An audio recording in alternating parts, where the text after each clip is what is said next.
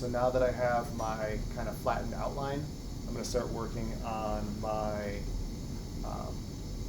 cuss tips. And I want to line them up using the other cuss tips as a guide, right? Especially because I have half of this mesial or distal lingual cusp, and I've got the mesial lingual cusp of the second molar. So let's just kind of move forward, and we'll just put a little notch in where I want to create the tip of that cusp.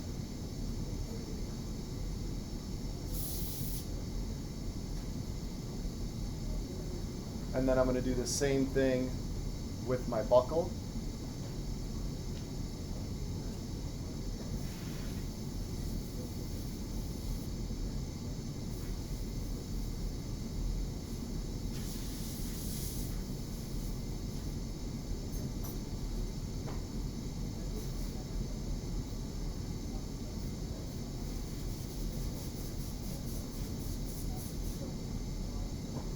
And then we'll start adding on the wax. I'm now switching from the larger wax tip to the medium-sized wax tip.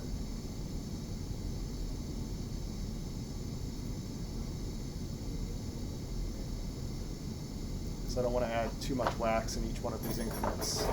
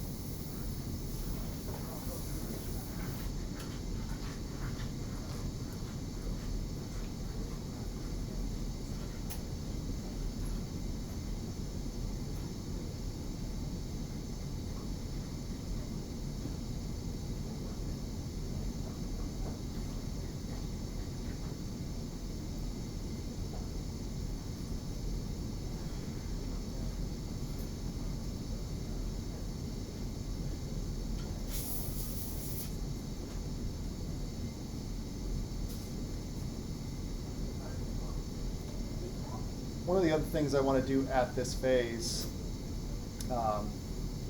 as I'm starting to check to see if my cuss tips are in the right location, is I also want to mark my buccal groove as well, because this will give me the outline for my mesial buccal cusp and my distal buccal cusp. So again, where we want this to be is at the cuss tip, centered on the cuss tip, mesial buccal cuss tip of the maxillary first molar. So I'm going to come down and I'm just going to mark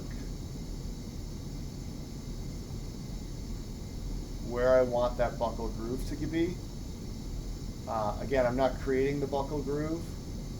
I'm just marking where I want it because it'll give me my outline for the 2 buccal cusps that I'm going to be creating.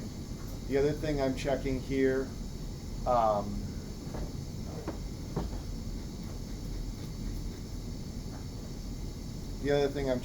this point is whether or not these cusp tips appear to be in the right location. Again, I want the mesial buccal cusp of tooth number 19 to contact on the marginal ridge. So that appears to be somewhat close to where I want it. I might want to direct it a little bit more mesially, or as I build out the bulk of this cusp, just have more of a contact. But I think this is a pretty good center point for the cusp tip because, as you can see, it's hitting between the marginal ridges of tooth number 13 and 14, so that looks like it's a pretty good location.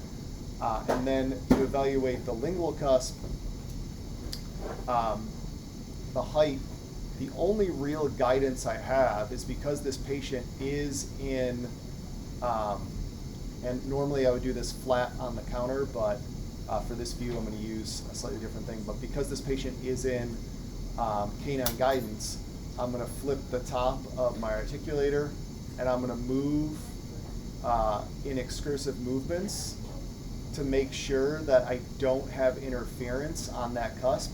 If I made it too large, the mesiolingual cusp would hit there, so I don't want to have interference on that. I want to make sure that the cusp is, again, a little bit larger, but as the patient goes into protrusive movements, that I don't end up hitting on that cusp.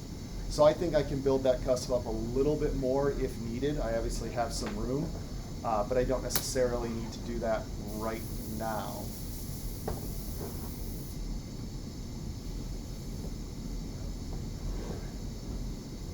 And again, just evaluating the relative heights of these cusps. I don't want it to be too much taller than the other lingual cusp in the arch compared to the second premolar and the second molar.